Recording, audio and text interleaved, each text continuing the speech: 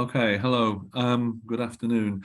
My name is Professor Ian Roberts. I'm Professor of Linguistics here in Cambridge. I'm Professorial Fellow at Downing College, and this is an interview for training purposes with a current third-year student, Will. Will, would you like to introduce yourself? I mean, I can't say much other than I'm Will. I'm a third-year undergraduate at Linguistics at Downing. So yeah. Okay, so Will, welcome to Downing. Can you say a word or two about what made you interested in applying to do linguistics here?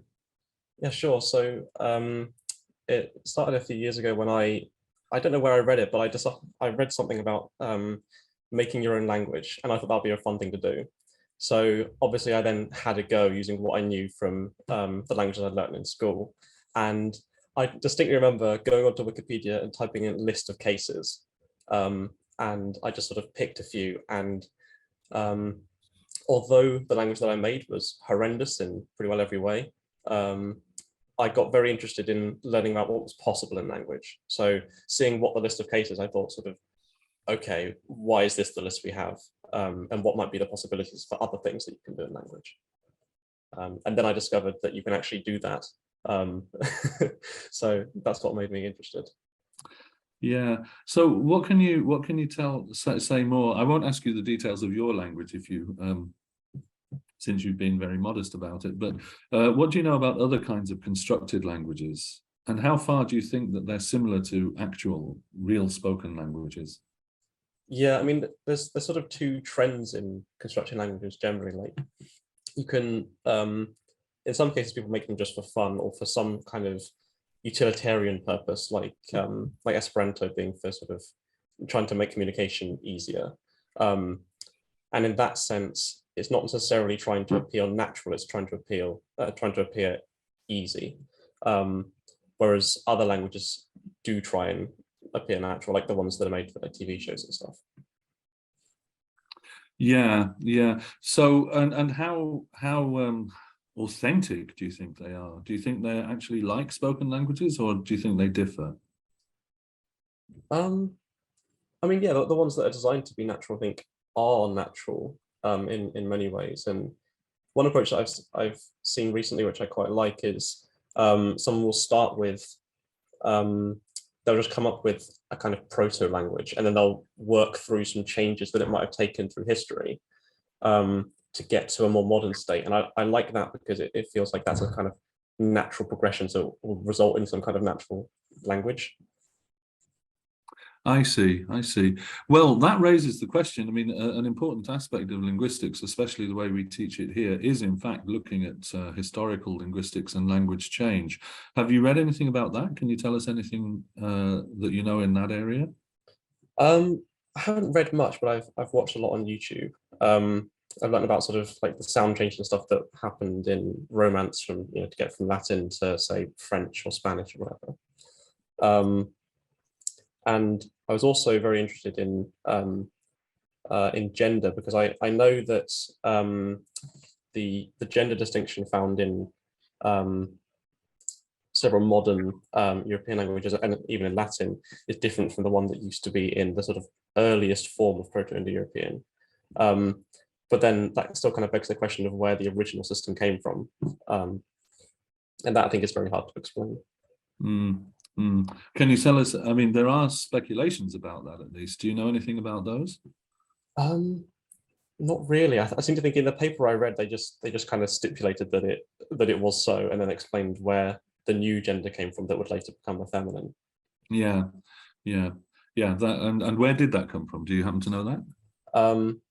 It was a while ago, I'm going to be honest, but I think it was. I think they said that it was initially used for groups or something along those lines. It was a collective. Yeah.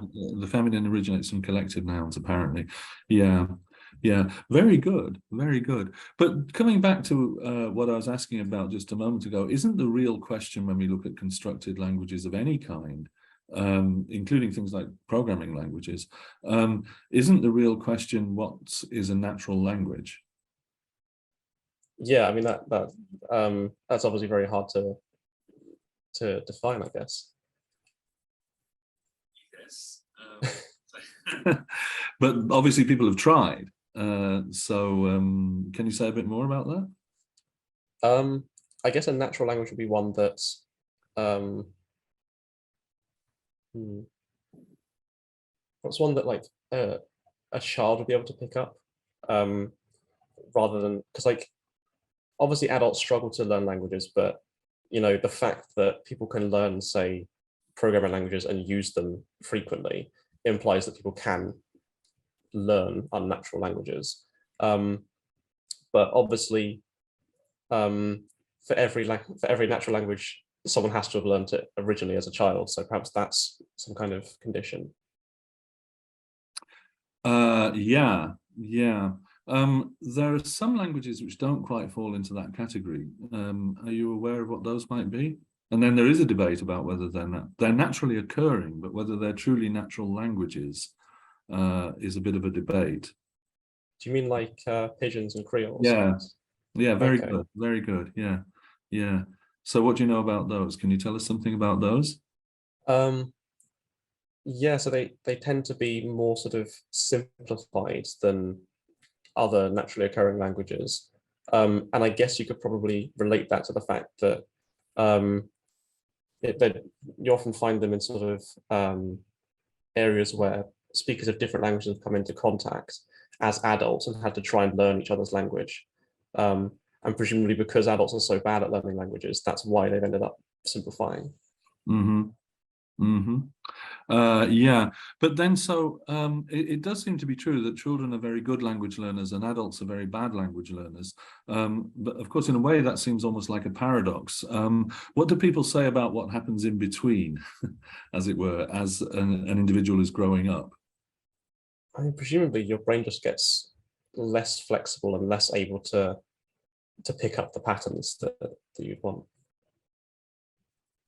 Yeah, there's a term for that actually, at least as it relates to language learning.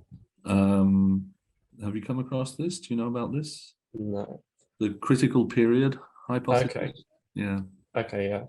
So the idea is that there's a critical period in which language acquisition in the naturalistic sense is possible, meaning that basically it's very easy for a child to pick up a language without seemingly really making much effort. And then there comes a point, or maybe it's a gradual tailing off, where this is no longer possible, and that's clearly true for adults. The question is where the critical period ends, and that probably varies from individual to individual. And anyway, there's been much debate about it. It seems to be getting lower as research goes on. So it may be as low as 5 or 6 years old. Okay. Yeah. Okay, let's have a look at a little challenge here. So, oops, sorry, I just let me share the screen. Okay, can you see that? Uh, Not yet. I think it's loading. Oh, no. No. Oh, yes, I can. Okay, good, good. Maybe if we do this. Okay. So here, can you just read this? Sure. Just in my head. Yes, yes. Just tell me when you've absorbed it.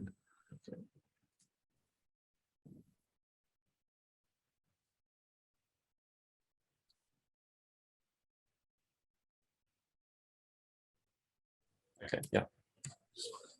Actually, but I'll fix that afterwards.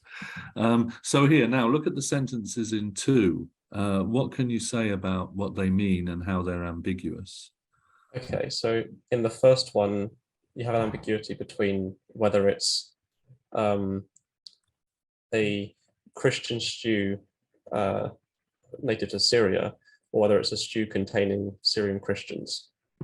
Mm-hmm. The second one is, I guess, very similar in terms of the structure because it could either be a teacher of organic chemistry or a chemistry teacher who's organic. The last one, I feel like it's going to have more ambiguity there because there's more words. Yeah. Um, so the obvious one is a protector for the shade of a lamp in the kitchen. But then I guess you could have a protector for a lampshade that's used in the kitchen. Trying to think of other ones you could have.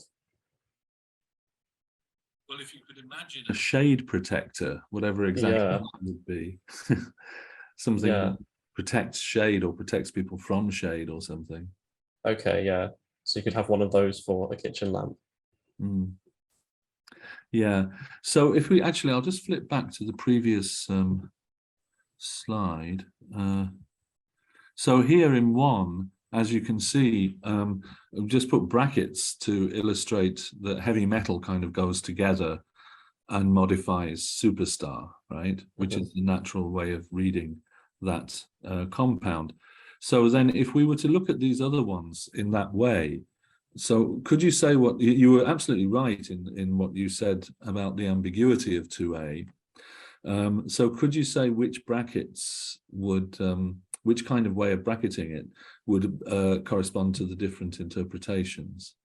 Yeah, so with the first one where it's a Christian stew native to Syria, that would be if you bracket Christian stew together and then have another bracket bracketing the whole thing. Yeah.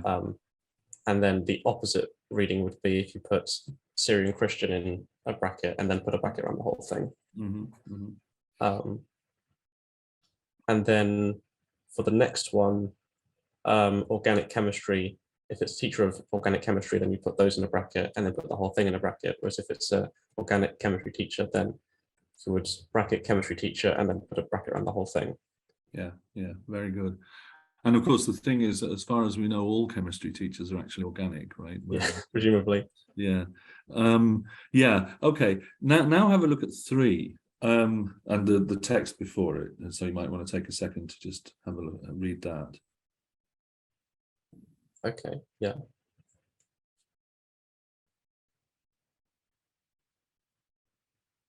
Okay. Yeah.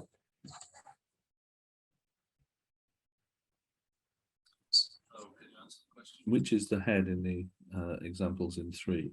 So I'm going to guess with house dog that it's the dog, which is the head, because it's a type of dog and not a type of house. And then for the second one, it's the other way around. So it's the house. It's a house for a dog rather than some kind of dog.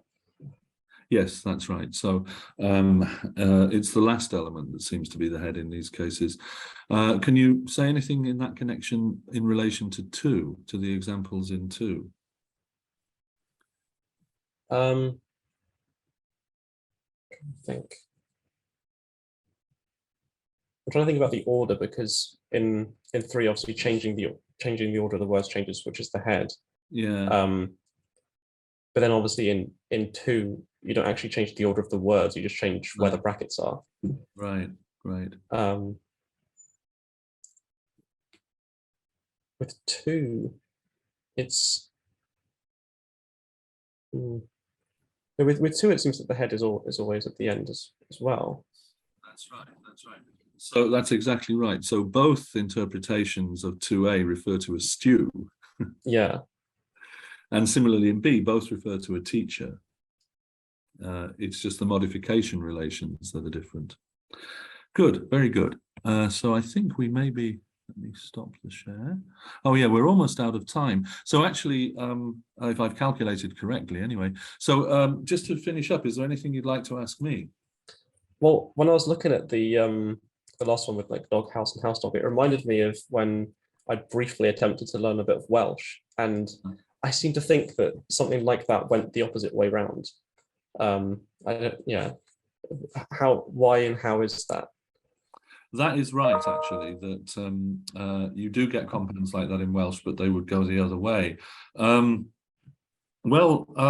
The short answer is that languages vary as to, in a given context, with a given element, complex element, where the head of that element is. So for English compounds, the rule is almost invariably that the head is the last element, which is what we saw in all of the examples here on that slide. In Welsh, the rule is almost invariably that it's the first element. So it's just a difference in how the systems are organized. So the organization is the same in that compounds exist, and they're organized into heads and dependents, or heads and modifiers, but the relative order of heads and modifiers seems to differ from language to language. And we find the same in sentence structure as well, meaning we can actually refer to what are called head initial and head final languages, according to which way they organize themselves. So yeah, that's something that you would study in depth here, particularly in your second and third years. A little bit in the first year, but mostly in the second and third years, if you're able, if you come to us. Okay, so I think the time is up now. So thank you very much, and good luck. Okay, so now we'll have the feedback session. Well, by and large, that was a very good interview, I think. There were no hesitations. You answered every question pretty much straight off, and pretty well, by and large. The discussion of constructed languages, I thought, was quite interesting, and took us in interesting different directions about natural language, critical period, Pidgins and Creoles, and so forth. Yeah, I mean, by and large, I was happy with your responses. I think that this was the kind of performance which would be one that would lead us to be very likely to make you an offer. Also on the challenge, the compounds, you did very well. There was a slight hesitation on one point, about identifying whether there were different heads on the different readings of the examples in 2. You had a slight hesitation there, which I think is actually very reasonable, given that you've been primed by the examples in 3, right, where there were different heads. So, I mean, again, certainly wasn't a serious failing in any way at all. In fact, a good thing about it was something that we want to see, is that it showed you were thinking on your feet. And that is really one of the main things we're looking for. You know, people who will be, when faced with an analytical challenge, will really not necessarily get it right straight off the bat, or give a glib answer which is wrong, which, you know, is not good, but actually stop and think, and then say, yes, now I see it. That's always very positive, and that's more or less what you did in response to that question. Otherwise, yes, and I thought that the last question about Welsh was a very good one. Yeah, gave me a chance to talk a little bit about, you know, the nice things you can do in the second and third years. So by and large, yes, definitely a good performance overall. Almost certainly one which would lead us to offer a place, I think.